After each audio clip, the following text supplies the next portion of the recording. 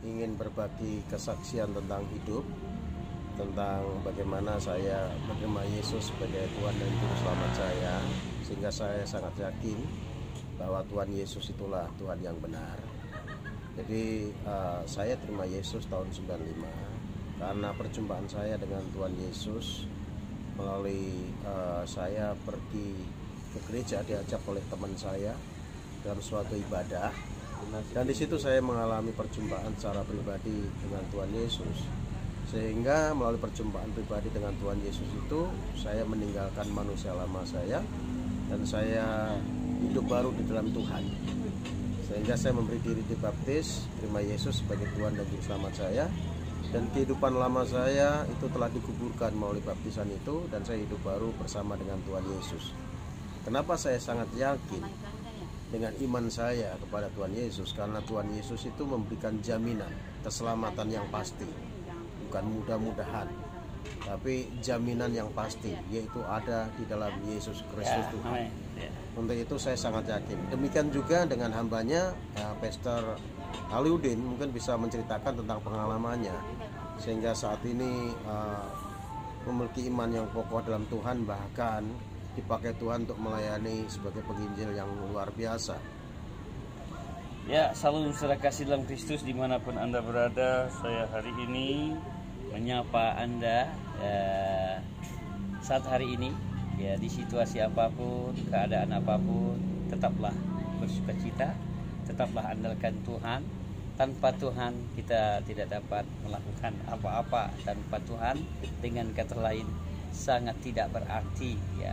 Saya sedikit menjelaskan bagaimana saya bisa berubah, saya bisa percaya dengan Tuhan. Tadinya yang tidak suka dengan orang Kristen, yang sangat membenci orang Kristen, tetapi karena kasih anugerah Tuhan yang mempertemukan saya pribadi bersama-sama dengan Tuhan itu sendiri, lewat perantaraan seseorang yang sangat cinta dengan Tuhan, yang betul-betul dia contohkan teladan hidup itu. Jadi hidup yang dibagikan kepada saya, dan saya dapat merasakan kehidupan kebersamaan, persaudaraan, pertemanan yang sangat luar biasa.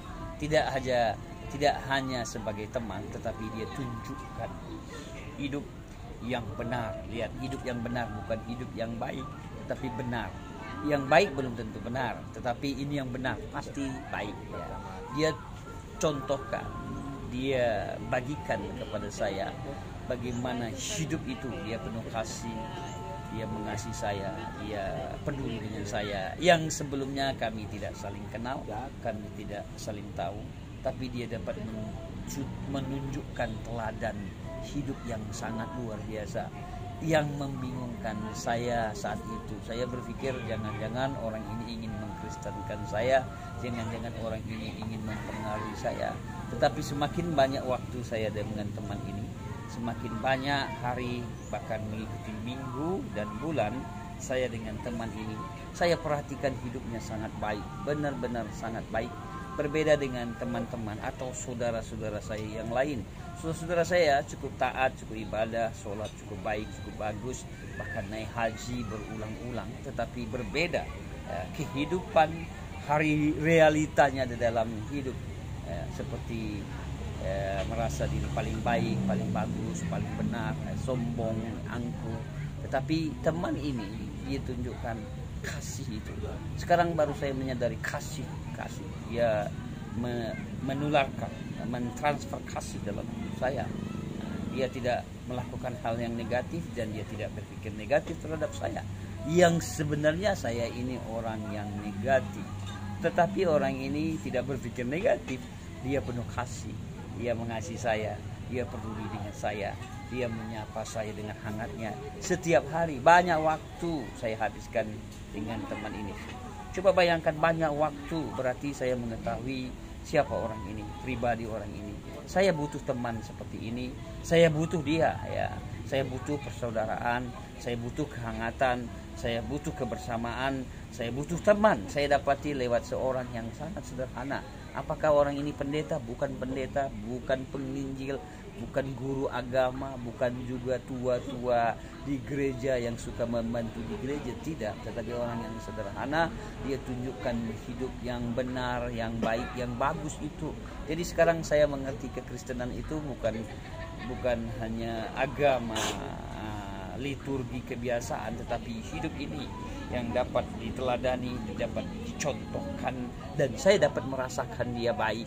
Ya, dia bersama dengan saya, dia hidup bersama dengan saya. Saya dapat melihat contoh teladan, inilah kasih, inilah kebersamaan.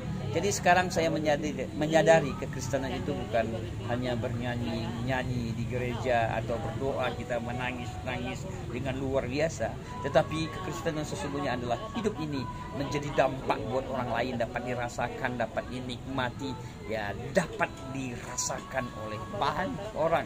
Orang lain dapat merasakan ada Tuhan, ada kasih, ada perbuatan ilahi yang kita tunjukkan, kita teladani ke semua orang, banyak orang, baik dalam keluarga, tetangga, teman, sahabat, siapapun kita dapat membagikan kasih Tuhan itu. Inilah yang membuat saya berubah. Sekarang saya mengerti, ya saya harus teladani contoh-contoh yang Tuhan berikan, harus mengampuni, menyayangi, mengasihi. Dan ini yang harus saya lakukan. Harus, kapan, dimanapun, ya harus saya bagikan kasih itu. Tanpa terperduli, saya tidak bisa menghakimi orang, menghujat orang. Ya, sekalipun orang itu salah, bukan haknya saya untuk menghakimi, karena saya bukan hakim, saya bukan Tuhan. Jadi tidak ada di antara kita, siapapun Anda yang mendengarkan suara saya ini, tidak pantas kita untuk menghakimi orang, menghujat orang. Ya, kita berpikir kita yang paling benar, kita yang paling baik, kita yang paling bagus.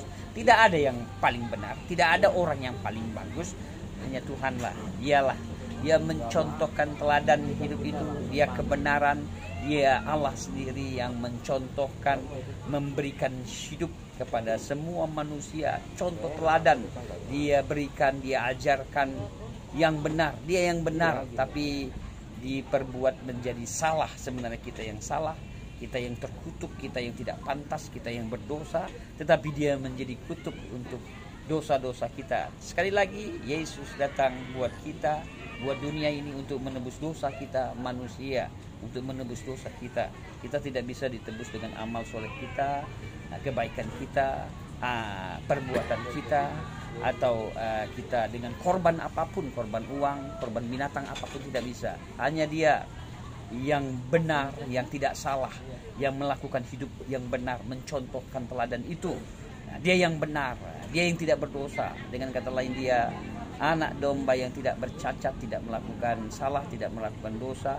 Dia menjadi korban, darahnya tercurah di kayu salib untuk menebus semua manusia. Lihat, semua manusia tanpa terkecuali. Anda yang melihat, menyaksikan, Yesus datang ke dunia untuk menebus dosa kita semua tanpa terkecuali. Ya, berbahagialah kita yang percaya, tidak binasa, melainkan beroleh hidup yang kekal. Saya imani, saya percayai, dia mati di kayu salib, darahnya tercurah, dan dia bangkit, dia contohkan, dia tunjukkan kepada banyak orang, ratusan orang dia buktikan, ya, sehingga saya imani, saya percayai sampai saat hari ini dia duduk di tahta Allah Bapa, dia menyediakan tempat, dan saya imani, saya percayai, dan dia turunkan rohnya yang kudus. Rohnya ada, rohnya hidup bersama dengan hidup saya, yang mengubah hidup saya, hati saya, pikiran saya, perasaan saya. Tuhan yang ubah. Guru saya, ustadz saya, orang tua saya tidak bisa mengubah saya, dan saya sendiri, saya tidak bisa mengubah hidup saya. Tetapi luar biasa, roh Tuhanlah yang telah menjamah, menyentuh hati nurani saya. Saya buka hati saya, sehingga Tuhan ada dalam hidup saya. Tuhan bersama dengan hidup saya sampai saat hari ini. Saya percayai, saya imani, saya teladani apa yang diperintahkan, yang diajarkan di dalam Injil. Sekarang mulai saat hari ini, Injillah kekuatan saya. Dialah penuntun hidup saya, dialah kebenaran itu, dan saya imani, saya percaya sampai saat hari ini. Terima kasih dimanapun Anda berada. Tuhan Yesus memberkati. Salam damai, ya, dimanapun Anda berada. Terima kasih.